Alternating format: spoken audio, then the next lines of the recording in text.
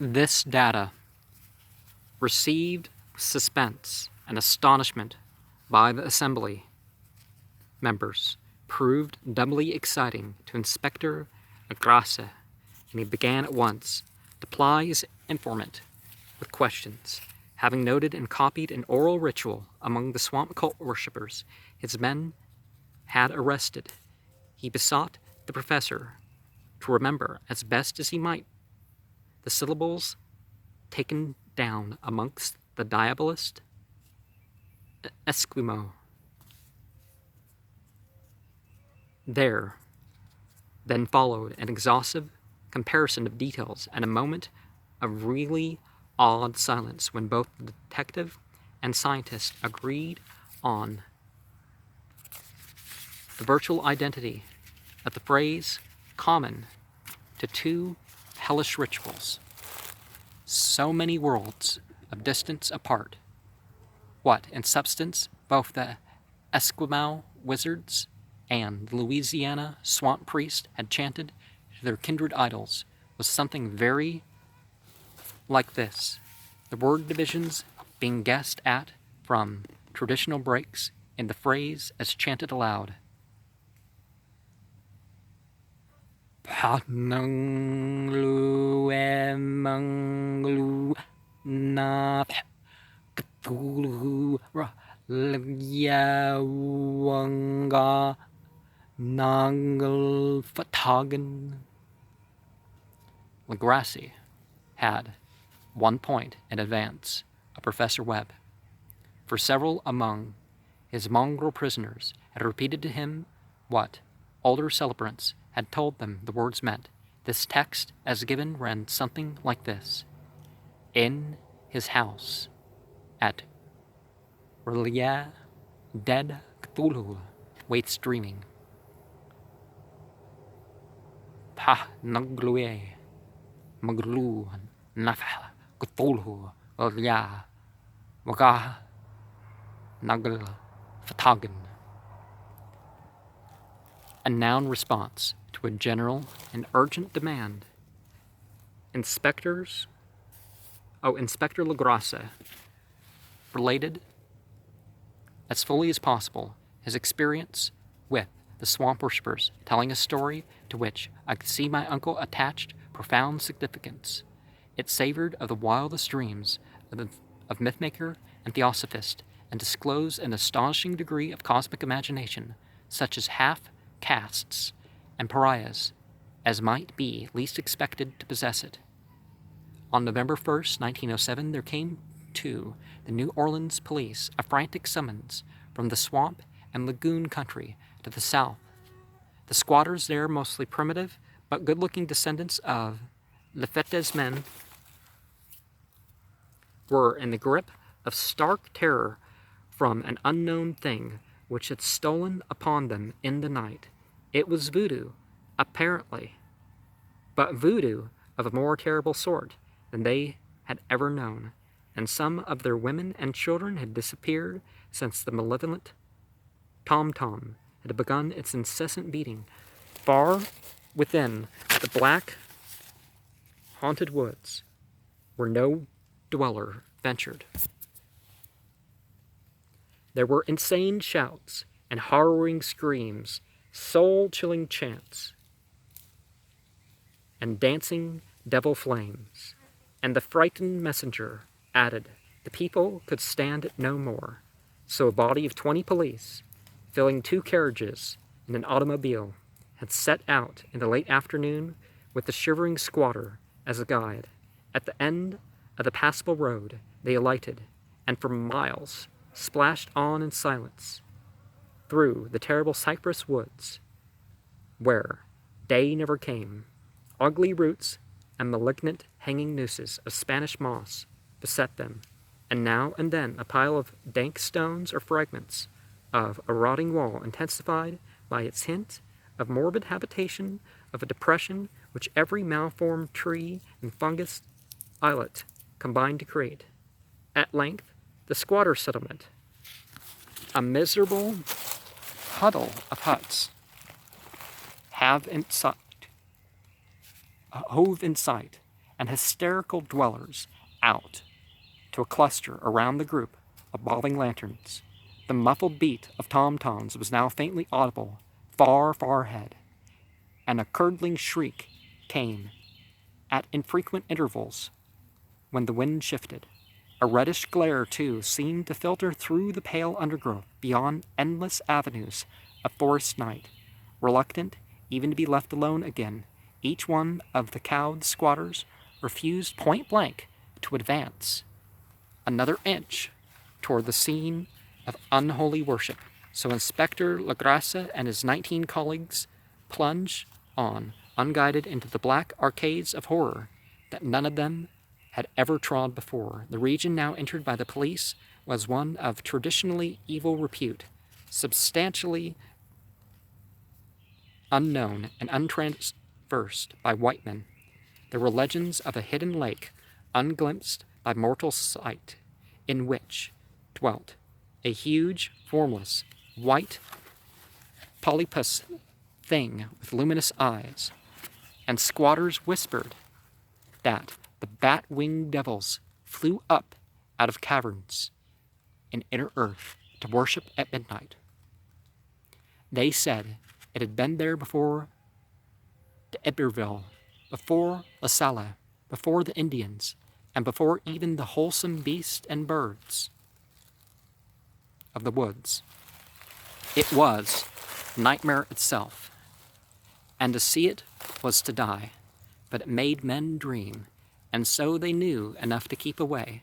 The present voodoo orgy was indeed on the merest fringe of this abhorred area, but that location was bad enough. Hence, perhaps, the very place of the worship had terrified the squatters more than the shocking sounds and incidents. Only poetry or madness could do justice to the noises heard by Legrasse's men as they plowed on through the black morass toward the red glare and the muffled tom-toms. There are vocal qualities peculiar to men and vocal qualities peculiar to beasts, and it is terrible to hear the one when the source should yield the other. Animal fury and orgiastic license here whip themselves into demoniac heights by howls and squawking ecstasies that tore and reverberated through these nighted woods like pestilential tempest from the gulfs of hell. Now and then, the less organized ululation would cease, and from what seemed a well-drilled chorus of hoarse voices would arise in sing-song chant that hideous phrase or ritual. Oh, bugs have bit me bloody. Fa nuglui mglu naufa Cthulhu Rolya Waga Nagel Fatagen. Then the men have reached a spot where the trees were thinner, came suddenly in sight of the spectacle itself. 4 of them reeled, 1 fainted, and 2 were shaken into a frantic cry, which the mad cacophony of the orgy fortunately deadened. Legrasse dashed swamp water on the face of the fainting man, and all stood trembling and nearly hypnotized with horror. In a natural glade of the swamp stood a grassy island of perhaps an acre's extent, clear of trees and tolerably dry. On this now leaped and twisted a more indescribable horde of human abnormality than at any but Asime or Angarola could paint. Void of clothing, this hybrid spawn were braying, bellowing, and writhing about a monstrous ring-shaped bonfire, in the center of which, revealed by occasional rifts in the curtain of flame, stood a granite monolith, some 8 feet in height, on top of which, incongruous in its diminutiveness, rested the noxious carven statuette from a wide circle of 10 scaffolds set up at regular intervals, with the flame-girt monolith as a center hung, head downward, the oddly marred bodies of the helpless squatters who had disappeared. It was inside this circle that the ring of worshippers jumped and roared, the general direction of the mass motion being from the left to right, an endless bacchanal between the ring of bodies and the ring of fire. It may have been only one imagination, and it may have been only echoes, which induced one of the men, an excitable Spaniard, to fancy he had heard antiphonal responses to the ritual from some far and unillumined spot deeper within the woods of ancient legendary and horror. This man, Joseph D. Galvez, I later met and questioned, and he proved distractingly imaginative. He indeed went so far as to hint of the feigned beating of great wings and of a glimpse of shining eyes and a mountainous white bulk beyond the remotest trees. But I suppose he had been hearing too much native superstition. And, we see here that there's sort of representation of what Christians would think of other religions, right? Actually, the horrified pause of the men was of comparatively brief duration. Duty came first, and although there must have been nearly 100 mongrel celebrants in the throng, the police relied on their firearms and plunged determinatively into the nauseous rout. For 5 minutes, the resultant din and chaos were beyond description. Wild blows were struck, shots were fired, and escapes were made.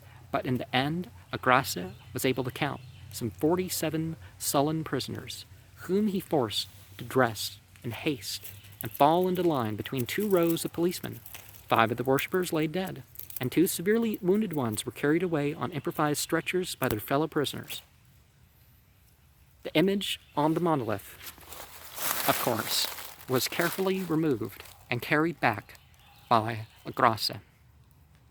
Examined at headquarters after a trip of intense strain and weariness, the prisoners all proved to be men of a very low mixed blood and mentally aberrant type. Most were seamen, and a sprinkling of Negroes and mulattoes, largely West Indians, or Brava Portuguese from the Cape Verde Islands, giving a coloring of voodooism to the heterogeneous cult. But before many questions were asked, it became manifest that something far deeper and older than Negro fetishism was involved. Degraded and ignorant as they were, the creatures held with surprising consistency to the central idea of their loathsome faith. They worshipped, so as they said, the great old ones, who lived ages before there were any men, and who came to the young world out of the sky.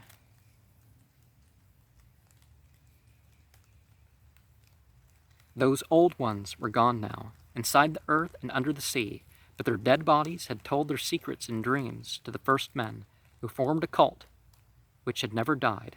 This was that cult, and the prisoners said it had always existed and always would exist, hidden in distant wastes and dark places all over the world, until the time when the great priest, Cthulhu, from his dark house in the mighty city of Rulya under the waters, should rise and bring the earth again beneath his sway.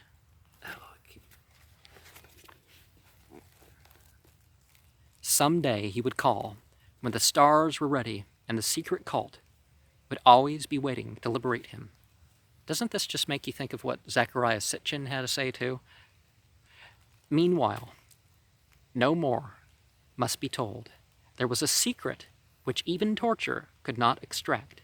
Mankind was not absolutely alone among the conscious things of earth, for shapes came out of the dark to visit the faithful few. But these were not the great old ones.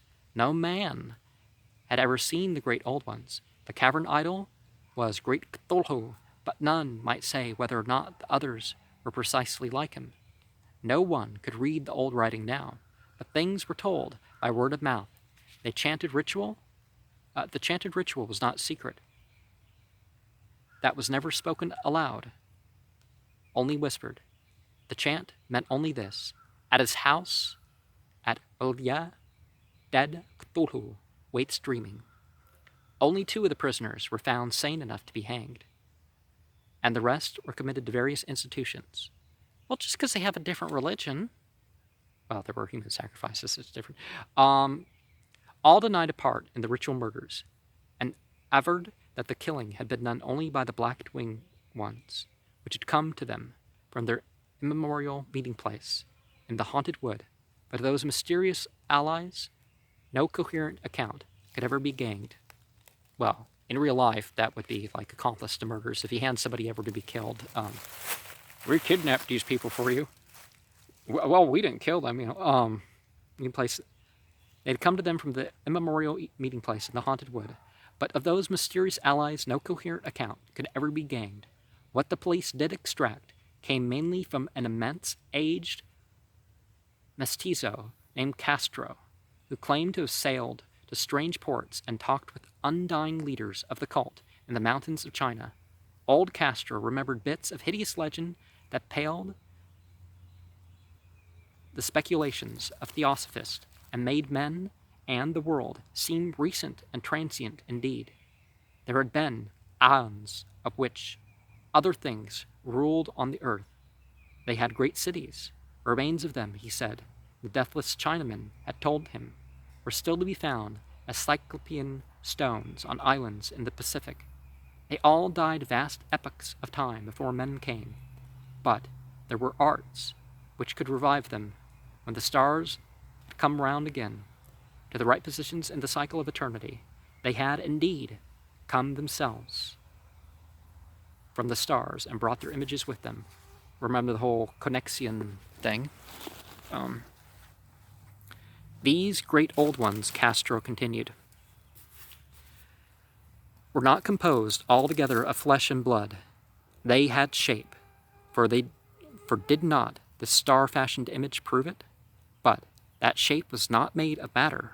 When the stars were right, they could plunge from world to world through the sky, but when the stars were wrong, they could not live. But although they no longer lived, they would never really die. They all lay in stone houses in the great city of Legrasse, preserved by the spells of mighty Cthulhu for a glorious resurrection when the stars and the earth might once more be ready for them. But at that time, some force from outside must serve to liberate their bodies. The spells that preserved them intact likewise prevented them from making an initial move, and they could only lie awake in the dark and think, whilst uncounted millions of years rolled by. They knew all that was occurring in the universe, for their mode of speech was transmitted throughout. Even now they talked in their tombs.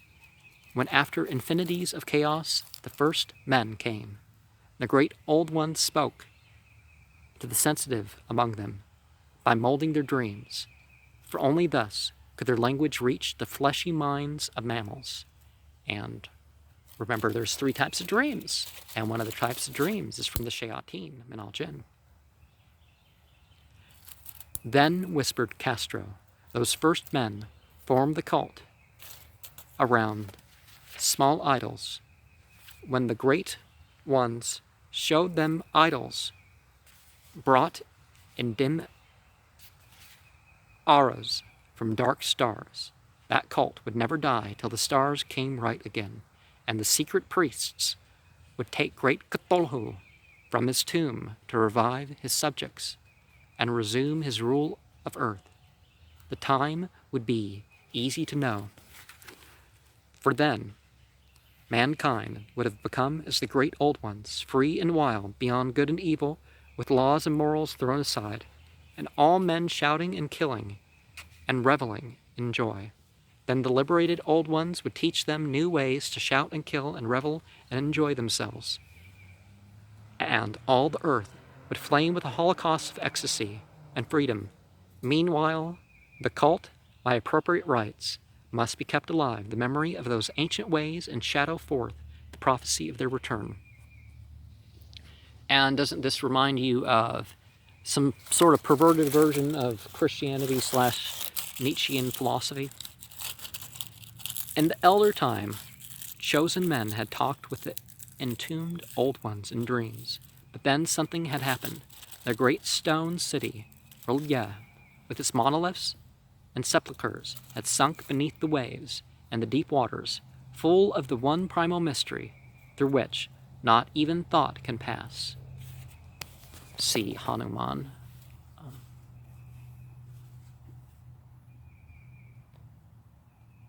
Had cut off the spectral intercourse, but memory never died, and high priests said that the city would rise again when the stars were right. Then came out of the earth the black spirits of earth, moldy and shadowy, and full of dim rumors picked up in caverns beneath forgotten sea bottoms. But of them old Castro dared not speak much. He cut himself off hurriedly, and no amount of persuasion or subtlety could elicit more in this direction. The size of the old ones, too, he curiously declined to mention. Of the cult, he said that he thought the center lay amidst the pathless deserts of Arabia, where Arem, the city of pillars, dreams hidden and untouched. It was not allied to the European witch cult, and was virtually unknown beyond its members. No book had ever really hinted of it, though the deathless Chinaman said that there were double meanings in the Necronomicon of the mad Arab Abdul Hazred, in which the initiated might read as they chose, especially the much-discussed couplet, "That is not dead, which can eternal lie, and with strange odds even death may die." The Quran speaks of Iram and the but not quite in the Abdul Hazred. Abdul al-Hazred, like servant of the fly. I don't remember quite what that means. Whether it's supposed to be, is it a ha? Is it a z?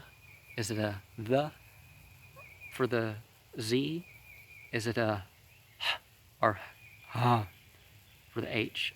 I'm not sure, because that does make a difference in the meaning, doesn't it? Legrasse, deeply impressed and not a little bewildered, had inquired in vain concerning the historic affiliations of the cult. Castro apparently had told the truth when he said that it was wholly secret. The authorities at Tulane University could shed no light upon either cult or image, and now the detective had come to the highest authorities in the country and met with no more than the Greenland tale of Professor Webb. The feverish interest aroused at the meeting by Legrasse's tale, corroborated as it was by the statuette, is echoed in the subsequent correspondence of those who attended. Although scant mention occurs in the formal publications of the Society, caution is the first care of those accustomed to face occasional charlatanry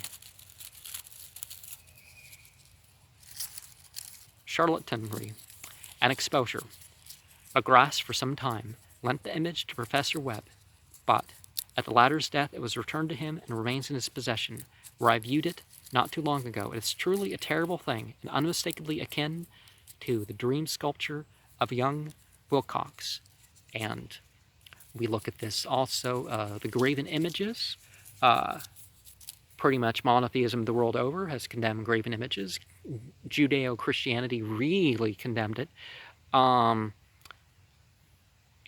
there's a saying attributed to Ibrahim in the hieroglyphs, something about how an evil fire being is attracted to this sort of thing when it comes about. But that my uncle was excited by the tale of the sculptor, I did not wonder, for what thoughts must arise upon hearing, after knowledge of what Legrasse had learned of the cult, of a sensitive young man who had dreamed not only of the figure and exact hieroglyphs in the swamp image and the Greenland devil tablet, but had come in his dreams upon at least 3 of the precise words of the formula uttered alike by Eskimo diabolists and mongrel Louisianans. Professor Engel's instant start on an investigation of the utmost thoroughness was eminently natural, though privately I suspected young Wilcox of having heard of the cult in some indirect way, and of having invented a series of dreams to heighten and continue the mystery at my uncle's expense.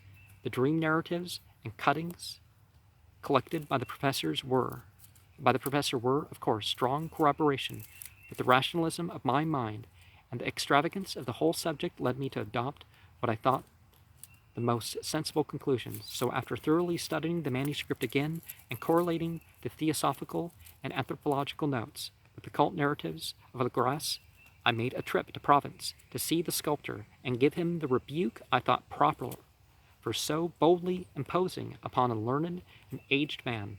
Wilcox still lived alone in the Fleur-de-Lis building in Thomas Street, a hideous Victorian imitation of 17th century Breton architecture, which flaunts its stuccoed front amidst the lovely colonial houses on the ancient hill, and under the very shadow of the finest Gregorian steeple in America. I found him at work in his rooms, and at once conceded from the specimens scattered about that his genius is indeed profound and authentic.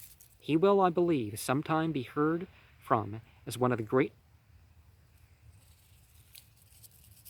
decadents, for he is crystallized in clay, and will one day mirror and marvel those nightmares and fantasies which Arthur Machen evokes in prose, and Clark Ashton Smith makes visible in verse and in painting. Dark, frail, and somewhat unkempt in aspect, he turned languidly at my knock and asked me my business without rising. When I told him who I was, he displayed some interest, for my uncle had excited his curiosity in probing his strange dreams, yet had never explained the reason for the study. I did not enlarge his knowledge in this regard, but sought with some subtlety to draw him out. In a short time I became convinced of his absolute sincerity, for he spoke of the dreams in a manner none could mistake. They and their subconscious residuum had influenced his art profoundly, and he shewed me a morbid statue whose contours almost made me shake with the potency of its black suggestion. He could not recall having seen the original of this thing, except in his own dream bas-relief. But the outlines had formed themselves insensibly under his hands. It was, no doubt, the giant shape he had raved of in delirium. That he really knew nothing of the hidden cult save from what my uncle's relentless catechism had let fall, he soon made clear, and again I strove to think of some way in which he could possibly have received the weird impressions. He talked of his dream in a strangely poetic fashion, making me see with terrible vividness the damp cyclopean city of slimy green stone, whose geometry, he oddly said, was all wrong, and hear with frightened expectancy the ceaseless, half-mental calling from underground, Cthulhu Fatakin, Cthulhu Fatakin. These words had formed part of that dread ritual which told of dead Cthulhu's dream vigil in his stone vault at Villiers, and I felt deeply moved, despite my rational beliefs. Wilcox, I was sure, had heard of the cult in some casual way and had soon forgotten it amidst the mass of his equally weird reading and imagining. Later, by virtue of its sheer impressiveness, it had found subconscious expression in dreams, in the bas-relief, and in the terrible statue I now beheld, so that his imposture upon my uncle had been a very innocent one. The youth was of a type at once slightly affected and slightly ill-mannered, which I could never like, but I was willing enough now to admit both his genius and his honesty, and took leave of him amicably, and wish him all the success his talent promises. The manner of the cult still remained to fascinate me. At times I had visions of personal fame from researches into its origin and connections. I visited New Orleans, talked with Legrasse and others of that old time raiding party, saw the frightful image, and even questioned such of the mongrel prisoners as still survived. Old Castro, unfortunately, had been dead for some years. What I now heard was so graphically at first hand, though it was really no more than a detailed confirmation of what my uncle had written, excited me afresh, for I felt sure that I was on the track of a very real, very secret, and very ancient religion whose discovery would make me an anthropologist of note. My attitude was still one of absolute materialism, as I wish it still were, and I discontinued with almost inexplicable perversity the coincidence of the dream notes and the odd cuttings collected by Professor Engel. One thing I began to suspect, and which I now fear I know, is that my uncle's death was far from natural. He fell on a narrow hill street leading up from an ancient waterfront swarming with foreign mongrels, after a careless push from a Negro sailor. I did not forget the mixed blood and marine pursuits of the cult members in Louisiana, and would not be surprised to learn of some secret methods and poison needles as ruthless and as anciently known as the cryptic rites and beliefs. Legrasse and his men, it is true, have been let alone, but in Norway a certain seaman who saw things is dead. Might not the deeper inquiries of my uncle, after encountering the sculptor's data, have come to sinister ears? I think Professor Engel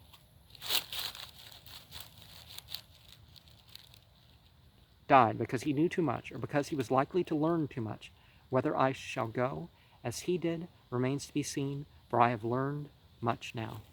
And so we see here some ethnocentrism, and, or racism as you would call it. And is that why it's become more popular? Is that as a reaction to some of the problems going on, people become more racist? But let's get beyond these to perhaps he didn't know quite how to express in a more tolerant way.